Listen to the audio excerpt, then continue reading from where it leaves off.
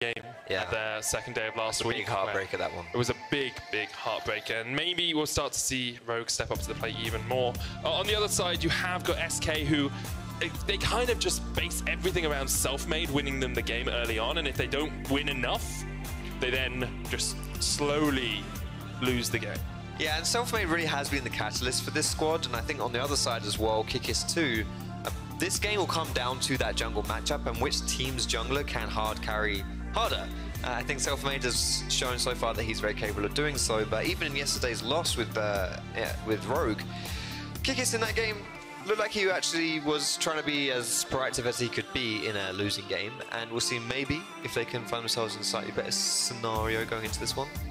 Maybe Kikis will be the hard carry for them. Maybe. Have to wait and see. I'm always surprised by the Cassiopeia ban. I know she's really strong, I know she's really powerful, but she has a 0% win rate in the LEC. Pick ban in about 98% of games, and still has yet to win one in the 4 that she was played. So, yes, I understand it, but it always feels a bit odd. So this is really interesting draft so far, because we're going to have Urgot, Akali. Teams have kind of tapered off of the old Aatrox and oh my goodness! All right, so that does leave Urgot and Akali open. What was that noise? Ooh, I'm shocked. I mean, tickled. Tickled pink by the Lucian pick. See, this is something which is in the current patch. You're expecting to play against something OP, especially you know, if you don't have the first pick. But this is, you know, I'm a little bit surprised with how this one's going down from SK side, because Crownshot has been, in my opinion, one of the weaker links on this team. Okay. So there is an argument for wanting to secure a favorable matchup for him early, but at the same time, I would prefer to see them put a bit more priority picks in other lanes and let them do the heavy lifting. Well, I think you can still get so many power picks in other lanes, right? Because you're still going to get either Lissandra, Urgot, or the Akali. You get both of them because of the way the draft's worked anyway. So you get Lissandra and Urgot. Akali goes over to the side of Rogue alongside that Thresh, and they are going to pick the Aatrox to round it out. Aatrox has fallen a bit out of favor recently, but still a very powerful pick on this patch. There was one point where he was like, you know, first pick worthy. Teams were picking him a lot, but recently we haven't seen him so much this week, but we'll see that on the side of Rogue this game. We will.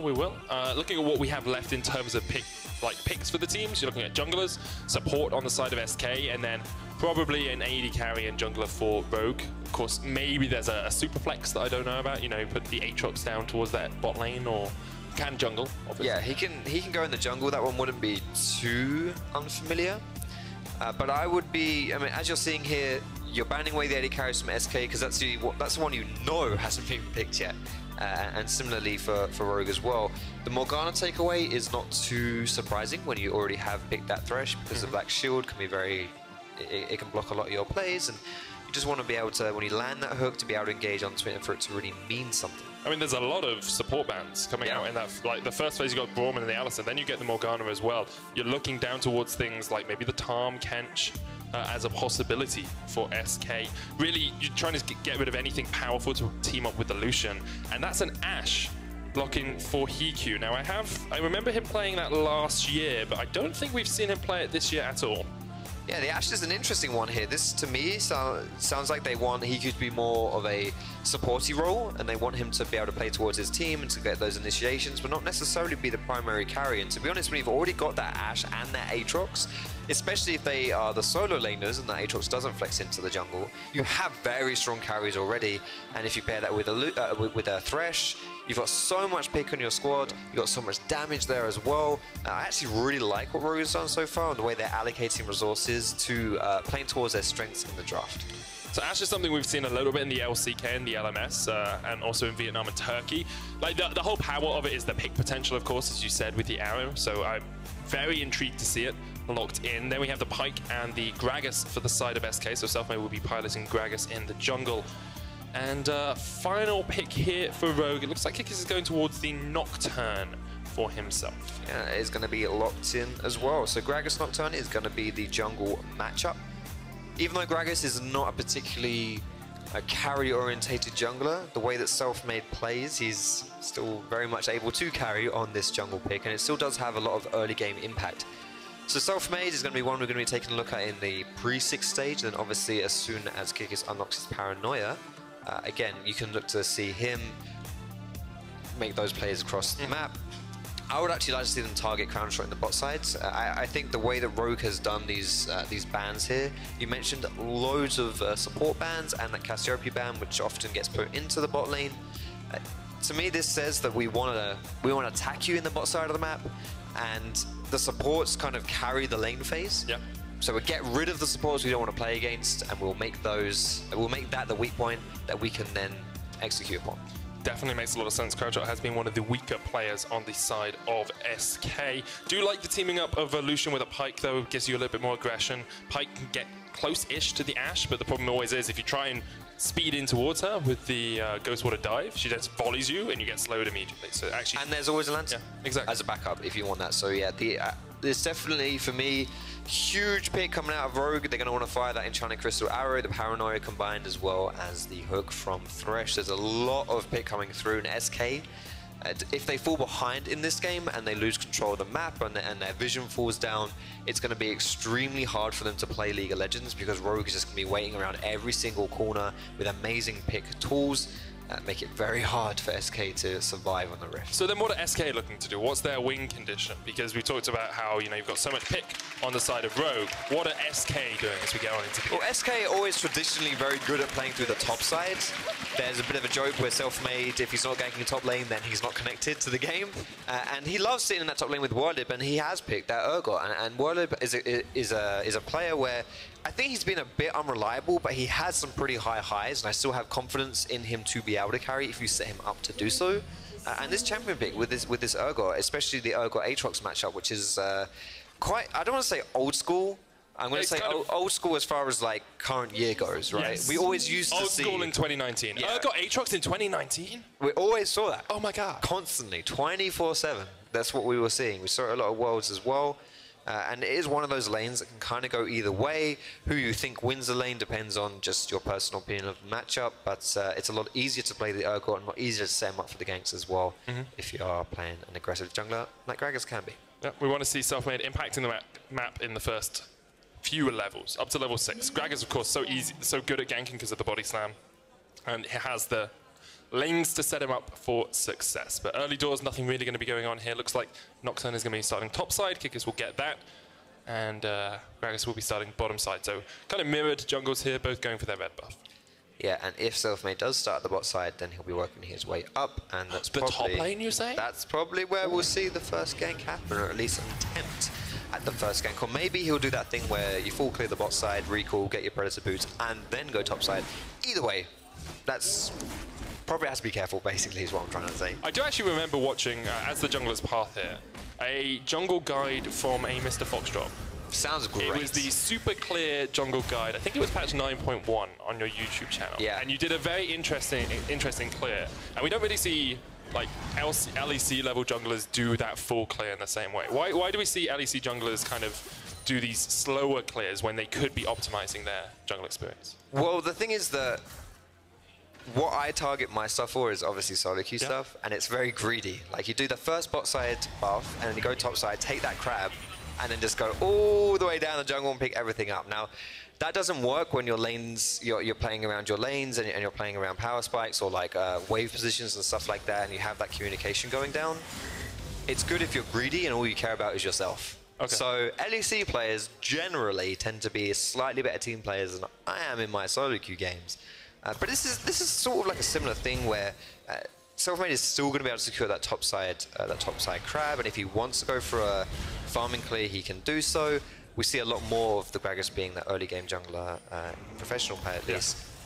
But Kickers already has that one camp advantage on him, just a little bit faster. I think it's coming down that bot side though. I think he's going to go and try and invade for the Krugs because he knows that Selfmade didn't do it when he was only level 2 because he contested those Razor Beaks. So the good thing for Kikis is by taking these away, he actually gets more experience out of the jungle just generally, can build up towards that level 6 even quicker.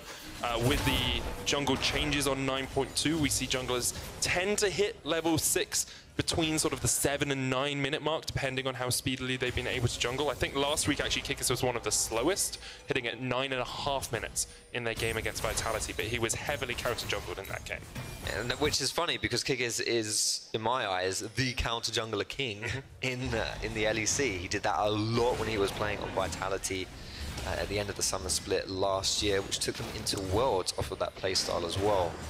I think he had something like 5 MVP points in about 4 games. Yeah. So he was definitely hard carrying Vitality through his playstyle. It's something where if you can pick up little advantages like he did with that bot side invade on the Krugs, Selfmade now is about to go to that bot side and is going to check it. Not only is he going to get seen on the vision, but he's not going to have anything there. Oh, Hawkshot spots him out as well, so... Doubly spotted out. Yeah. They know exactly where Selfmade is. They know he's only level 3. They know that Kikis has that level advantage. Also, an advantage for Pirean in the mid lane. He's got teleport over the cleanse of the Akali. Lissandra, obviously, a good matchup into the Akali because you can just lock her down. And having the teleport means he gets back to lane even quicker. Double Dark Seal for the extra healing and for the stacks that you can build if you manage to make some of these picks. And patch 9.2, which is what we are playing on currently. There's big fat letters in the bottom left of your screen. Akali is still... pretty good at playing under tower and from behind because she still has the healing in her Q. Obviously that's been taken away on the live patch that we're playing home.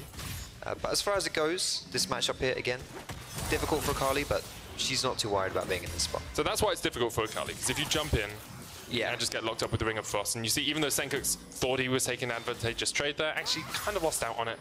And Pirean will look to push in this wave and then get that first turret placing. Selfmade hasn't had as much early ganking as perhaps we would have liked him to, but he's going to steal away these Razor Beaks, which is strong because it delays Kicker to 6. Kicker's on the Krugs, still only level 5. I believe he's just about to finish those as well and won't be level 6 off them. No, we'll see whether Selfmade decides to Predator his way up top, but we highlighted this jungle matchup in the draft about how it's very important that these guys carry their team and get going, and they're almost identical in stats. Yeah. Like they are very similar players.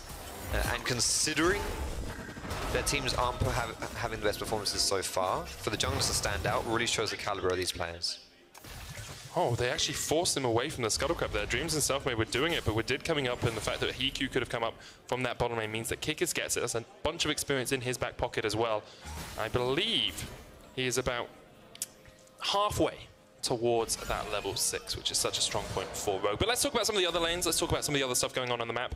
Where would you like to focus? It seems pretty even across the board. Yeah, I think we've exhausted everything to do with the jungle. Yeah, we went a little bit. It's great when you have someone who knows so much about the jungle on, because we can talk about those intricacies. And we can talk about jungle pathing and why you do a certain path and why you do something. I mean, I think it's fair because as far as the optics of this game goes, it is extremely relevant. But we can take a look at this bot side instead, because this is one where I honestly think both of these teams, the bot lanes has been kind of the weakness of both of them. You know, Crownshot and Hiku haven't really been able to perform in the ways that perhaps people were expecting, or being a bit of a weak link for these teams. And we did have both of these drafts were very kind of bot lane focused, with Rogue banning away a lot of supports, and obviously SK first picking this Lucian. So they're trying to kind of just like cover the bot lanes a little bit here. And you're seeing right now that Lucian actually doesn't have any really significant lead over the Ashe, which is really why you pick this champion. This champion is so strong and is very often banned. If I'm not mistaken, he's one of the 100% present champions in the LEC. He's either one of two. One of two. He's either always picked or banned for good reason. Yeah. He's a very strong champion, and this lane phase is where he really shines. Not been able to do too much just yet if you are a Rogue fan, especially considering Ashe is very utility focused with that Enchanted Crystal Arrow, then this is a good spot for you. I'm really waiting for that level 6 from Rogue. You've got Paranoia, Crystal Arrow, you've got the Thresh jumping in there as well. Sencux with the perfect execution on the Akali. On the other side though, SK have just as many tools at their disposal. Frozen Tomb, the explosive cast, the Fear Beyond Death coming out from Whirlib, and Selfmade is setting up around this mid lane. Dream's trying to clear out some vision as well, but Redid should be able to come up. Selfmade looking with a jump across the wall. There's the Glacial Path, the knockback. Sencux flashes and cleanses. And the explosive cast does not connect. Good double summoner burn from SK. The downside is they use both of their ultimates to do it. Both Gragas and Lissandra have their ults down, so it's hard to do a return gank, at least in the immediate future. I'll have to wait a little bit for those ultimates to come back up. And speaking of ultis, Kikis is now sitting on his Paranoia, and we all know Nocturne ulti is a big one, very important one. We'll see where he decides to go with this first ult, because he's kind of got a pick of the litter here where he wants to go. Might decide just to do something in this bot side. You could do something in the bot side. Could go for the Mountain Drake, of course, as you know. There's no explosive cask on SK. While he does this, let's have a quick look at the first sort of items that are being built. Skirmisher Saber on Selfmade. He's going towards the Runic Echoes. We've got the Hextech Revolver and enough rings to cosplay as Sonic from Pirean with those Dark Seals. You've got the Vampiric Scepter. Crown Shot, expect him to go towards the Blade of the Ruin King. Same, it seems, on Hiku. Like, usually you see Blade of the Ruin King on the Ashe. Yeah, you see that kind of on hit, well not strictly on hit, you're not going to get a Wit Cinder or anything like that, but yeah, we don't go for the full crit build on Ashe, at least on this patch. While crit items are a little bit unloved, you can just go for the Blade of the Ruin King, perhaps going into the Hurricane as well following that, but not the focus of the build, at least not in the early game for Hiku. And to be honest, what I like about Ashe is that the optimization of your itemization is less important, because really you've picked this champion for one ability, and that's Hawk Shot. Not quite. The arrow. It's the ultimate, arrow. Yeah. And that's, you know, so it's cool. Like with Hiku, as far as it goes, like if he doesn't hit these power spikes, he doesn't really care so much. You know, if he does fall a little bit behind, it's really not the end of the world. Setting road up for success does not rely on Hiku being having any specific build or being fed in any way. That's probably a good thing, considering his track record across the course of the split. Crown Shot, as we've said, has struggled a little bit as well, but pretty even early game between these two teams. 10 minutes in, haven't seen a Paranoia come out, haven't seen an effective gank from Selfmade. You know, burnt a couple of summoners on Sencux, so maybe we'll see a repeat gank around there. It looks like SK are focusing a lot of their vision around the top side of the map. Maybe see the first one though, yeah. Here we go, Paranoia comes in. Well, looking for the flash away, uses the disdain into flash, and Prophet pops the ult as well, but not going to be able to get anything out of that. To me, that felt like a little bit of miscommunication from the Rogue side there, because Prophet was so far away when Kikis decided to jump in. It felt like Kikis saw his window and just went for it. But Prophet wasn't really in position, and Werlib, you know, this wouldn't be the first time that he got caught out of position if he had died there. I think having a little bit more patience may have paid off, but we do still see the flash going down from SK. Still lost that one. Looks like it's going to be a lane swap here from SK, bringing Crown Shot up towards the top side.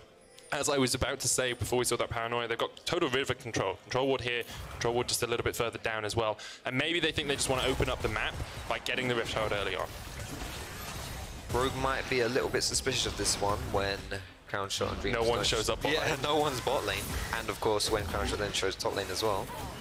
This should be a free Herald going down to the side of SK. So now it is a bit of a race here. Rogue are going to be breaking down these plates right here. Plates are extremely valuable, guys, in the current patch. One plate is worth the same as or more as First Blood Tower. Oh. So it's 160 gold to 150. Getting this Herald. Oh, that's Predator plus Herald there. Oh, they're looking to do something spicy here. He's going to run really quickly and then use the Herald up towards the top side. Actually, Herald really good, of course. I believe it does true damage to towers, and so even if you've got Bulwark stacks on it, because you've taken down the plates, the Herald will get it. That's first tower down. All the stacks across as well, and you can see Hiku and we did actually struggling in the bottom lane to take it. Those stacks still building up on that tower. Hiku eventually will take the tower, but the Rift Herald is going to keep pushing in the top lane, and SK will try and keep getting as much out of this as possible. Selfmade has the flank. Prophet, of course, still no ultimate on him, and Hiku just about takes the tower. Here we are. Follow the arrow. The one ability that you pick Ashe for. It's going a long range from downtown. Hiku looking for the connection. It lands! And it does nothing. Oh, the hook! The teleport, though. In behind them. That might be dangerous. That is not the best position to teleport into, but Pirean forces Kickers away. Woodid has to flash as well. Pirean with a knockback. Suppression eaten up. Woodid goes down. 12 minutes in the game, we have First Blood, and SK come out massively on top. What a huge tempo play by SK there with that lane swap. Securing the Herald got them 2 towers, plus that First Blood. This game was a bit of a... Not much was happening. Yeah. Nothing was going on here. We were 10 minutes into the game. It was looking pretty standard, and then suddenly, bam, SK just like, you know what, lads, let's do something. You fancy doing something? All right, nice. Let's secure ourselves a 1.5k gold lead and get 2 towers. How does that sound? The latest First Blood of LEC Spring. Really? So, yeah, it's pretty impressive. And the arrow does connect, and maybe they think they can do a little bit too much because it hits down from long range. You know, Selfmade gets caught out. The hook then hits from Woodid as well. But really, as soon as the teleport comes in, Rogue needs to be running away. Yeah, and it is a bit of a bait here with the Hiku Ashe ulti, but it's one of those things where Selfmade is very squishy at this point. And if you can catch him out, maybe you can blow him up. But yeah, that TP here from Lissandra really did just kind of put the nail in the coffin for Rogue in that First Blood. But that's the downside. No, Sencux doesn't have TP. He's had to pick the cleanse because he's playing versus Lissandra, whereas Lissandra doesn't have to take that, doesn't have to make any compromises running into this champion. So SK will have that advantage right now into the game. Almost just over, well, okay, bang on 2k gold. 2,000 gold at the moment. Interesting to see the combination of executions there as well. We saw the death from below actually not connecting because the fear beyond death had pulled. He wooded out of position, but now SK just want to set up vision around the Cloud Dragon. Not the most impactful Drake, but still one that you want to have under your belt if you can get it. I mean, extra movement speed is extra movement speed. Right? I really like it on Urgot as well. Like a champion like that, he has like a semi-gap closer, but it's like the slowest gap closer in the world. But Khan would like to talk to you. I was gonna say, I knew you were gonna bring that one up. Still salty, mate. It's fine. I'm so salty. He needed to go. I'm afraid he needed to go. But if you have that Cloud Dragon, someone like Urgot can just run rings around. I mean, this is interesting though, because SK set up the vision and Rogue just said, okay, we'll walk in, take it straight away. It felt like SK should have been in a good position to fight that one, but obviously decided against it. Well, they made a play onto Pirean in the bot side of the map, which forced him to then walk away. And in that situation, SK kind of just conceded a lot of pressure. And in that little window, Rogue found themselves an opportunity to take away the dragon, which even though it doesn't go over to Urgot, so what I was saying there isn't going to apply, you still deny all those benefits from SK. I mean, you like an Akali works well with it, and Ash can work well, yeah. And if this game goes really late as well, we've got 2 dragons already on Rogue. You know, if Elder Dragons start coming into it, don't forget you're kind of ensuring your late game win conditions as well by going for those Elder Dragons with buffed up dragon buffs. Okay, so let's have a look exactly about where these two teams are then, Foxtrot. Right, you've got Black Cleaver and Protobelt finished onto the side of SK alongside that Blade of the Ruin King. That's matched by Blade of the Ruin King on Hikyu. No Hextech Gunblade yet on Sencux. Black Cleaver on the top lane. So it feels, even though SK have been the team to make forays and to make a few plays, still feels very even. Yeah, this game is even Stevens basically right now. Like there's not really much else for me to add on to that one. You just said it yourself. It's just how it is. No, you just bang on the money there, my friend. Maybe you should transition to color casting. All right, if Vedis stays sick. Yeah, if Plagueis stays the way he is. we already proved that I'm not going to be able to fix him in game 1. So I have unique methods of medical practice. Prophet trying to defend this tower down towards the bottom lane. Needs to get rid of some of the minion waves because SK are just focusing it down the turret. They will get it. That's their third of the game. About 2,000 gold ahead, but Hikyu and Widid doing something in mid lane. Getting a bit of chip damage down here as well. Actually, it's the flank position from Sencux. Cranshot needs to be careful. And might be out of position without realizing it. Kickus is coming through here. They're waiting for the wave. I think Kickus was spotted on a ward because there's a control ward actually just behind him in the jungle. You can see there, good control ward from SK to spot out exactly where Kickus is. And this is why they were playing around the bot side of the map and how they're able to secure that the first tower on the bot side for SK, is because they had that vision deep in the jungle. And it's like, if you're playing versus Nocturne, you know he's going to come from creative locations and is not just going to be walking up to your lane.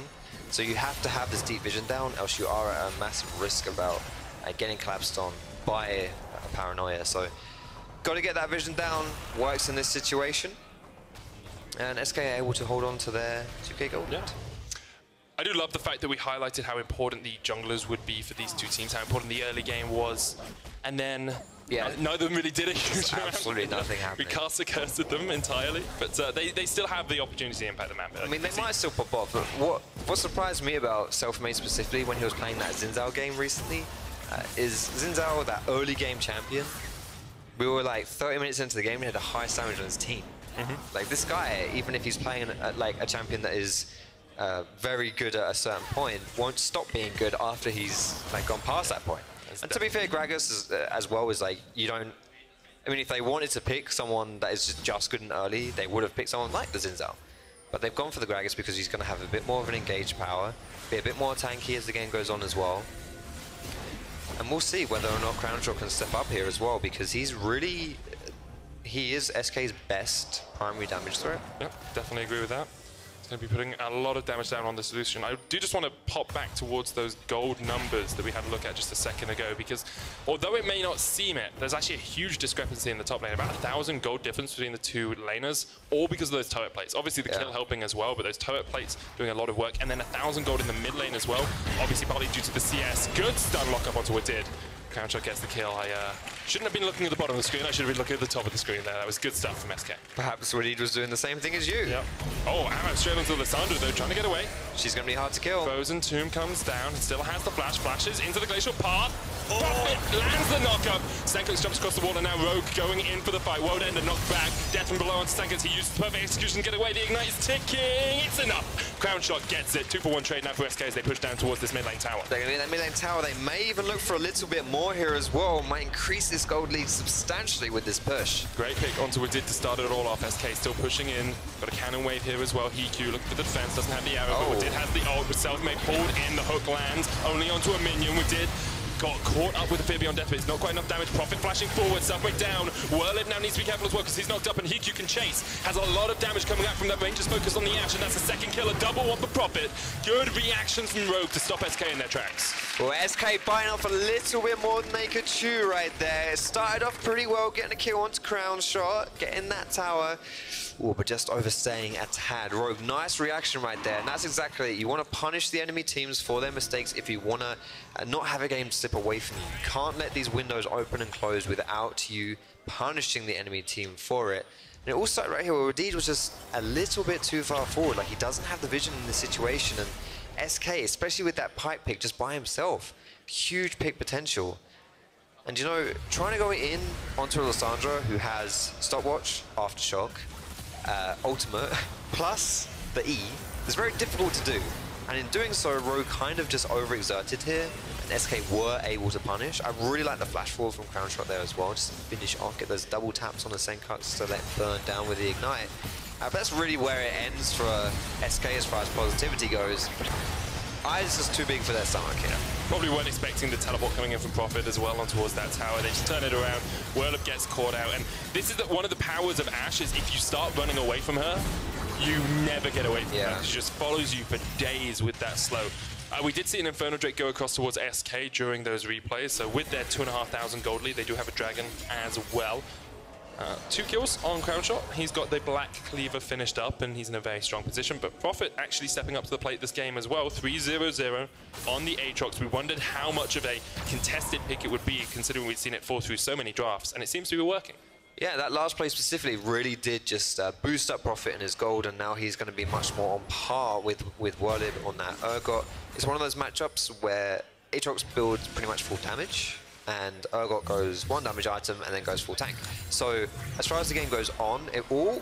Oh, good reaction there. Ashe almost catching that. Oh, you can't dodge that though. It did hits it. The paranoid comes out as well, and immediately Crown Shot is dead. Kick his goes golden to stop Death from below, hitting him. Flashes away. Now Pirean's on the wrong side of this. Doesn't have the flash, has the claw though. Pulled back with the flame. Profit pops the World Ender for the movement speed. Sencux here on the flank as well. Pirean uses the Frozen Tomb. Fear for Beyond Death hits onto Profit. That's not the target. Self-made gets one. Profit has to jump the wall as well. Whirlib still looking for the chase here. Hiku needs to get away from that Urgot. And really... very, very close fight between the two teams in the jungle. AP Gragas, when you get that belly bop, you do so much damage. You found 3 people with that, I believe. That was absolutely...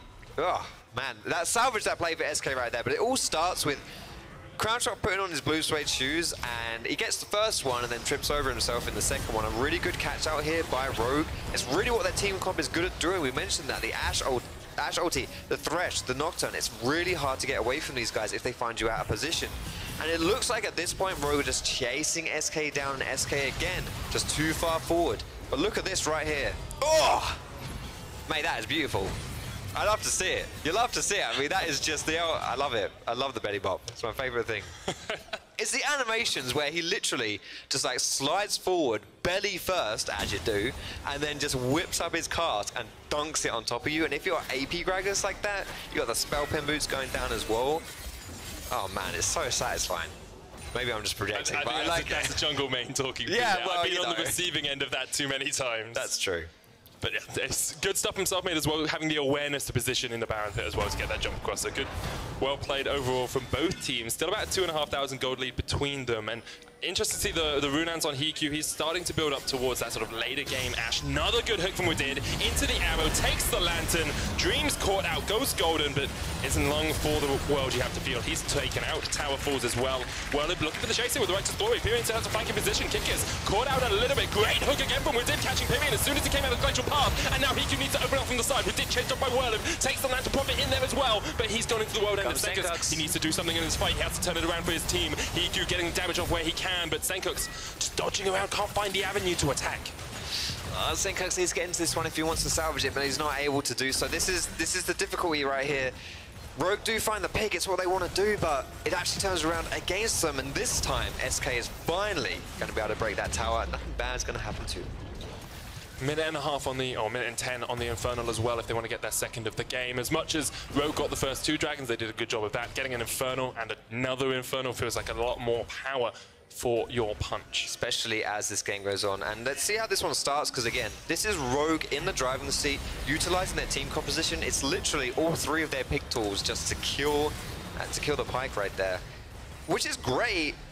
But where are you now? What position are you in right now? Because Sencux is split pushing in this top side, but again, he doesn't have teleport. So you know if you go for these aggressive plays, you have to get in and get out really quick, because you're not going to have the backup of your solo laner when he's sitting top lane with that cleanse as his summon spell. So he's not able to join the fight. You get collapsed on, and you actually go from getting that kill, making the play, it's coming out on the back foot. Prophet caught out a little bit here by Selfmade and Whirlip. The Bellybot comes in from the side, and Whirlip on the chase with the Righteous Glory flashes. Gets away. Fury of Death doesn't hit either. I want to give a tiny bit of credit to W4D2 for that hook on Dreams. It was semi-blind. They had seen him go into the bush, but then they didn't see his pathing after it because of this control ward that they've now replaced. So have to give W4D2 just a modicum of credit. He hits another hook into the arrow. W4D2 on point. This is the W4D2 we saw at Worlds last year, landing hook after hook, 2 kills to Sencux, and Rogue are fighting back against SK. They're on the chase. Prophet going in onto Whirlip, brings him back with the Infernal Chains, drags him back. They don't want to go any further. They've got the Baron in their sights. And the big difference this time round was that Rogue had Sencux around, and SK weren't able to collapse and punish.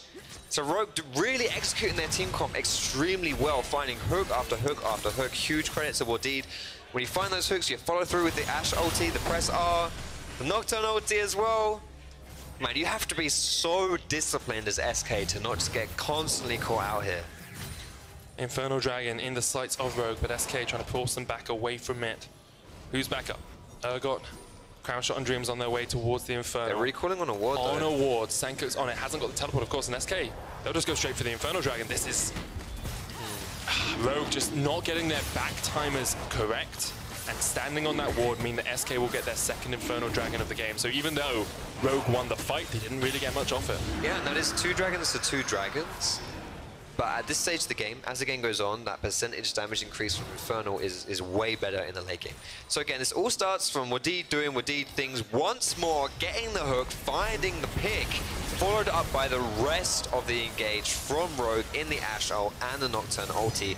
And from this point on, it's really just the same deal where SK just have to run away from this one. And because they are a 5-man unit here, Prophet was the one split pushing, not Sencux, and Sencux was with the team. Prophet's unable to join, SK are unable to re-engage, and they find themselves 2 clean kills. SK teleporting in there, Whirlip joined the fight. Prophet on his way up with the U moves, arrow.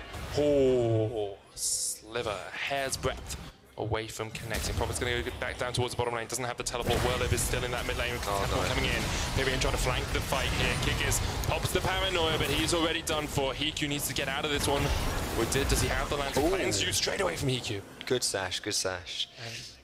Oh, this is dangerous. This is dangerous for Rogue. The pickers became the pickies right there in that scenario.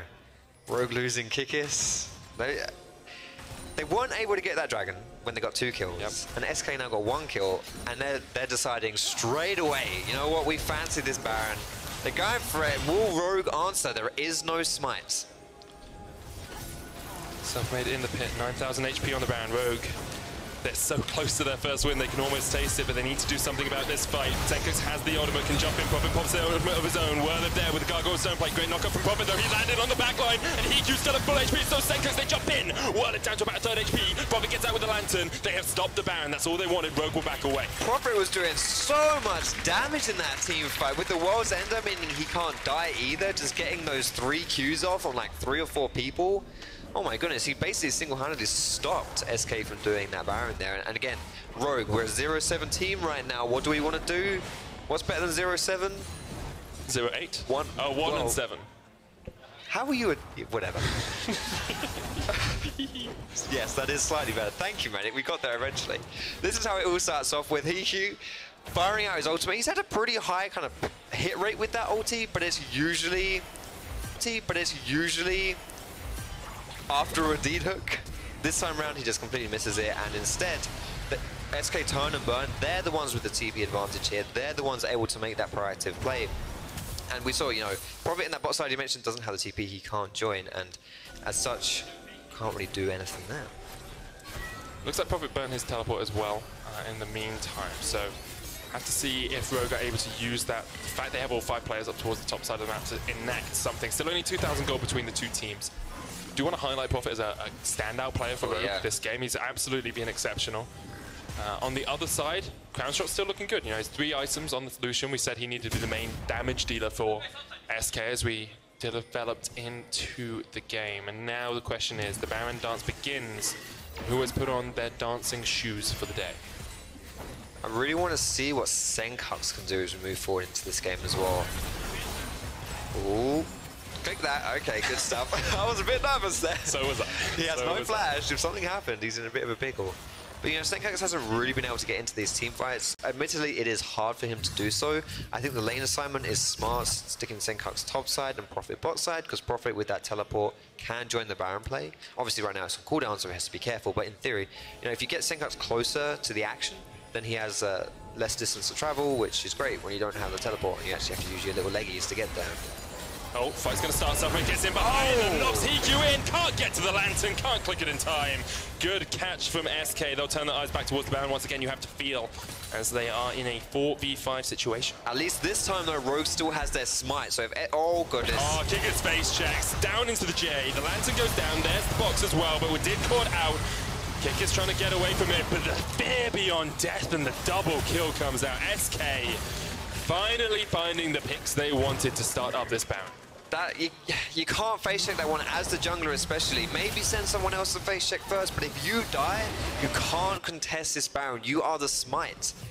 Also, Nocturne has blue smite, which has just come off cooldown here.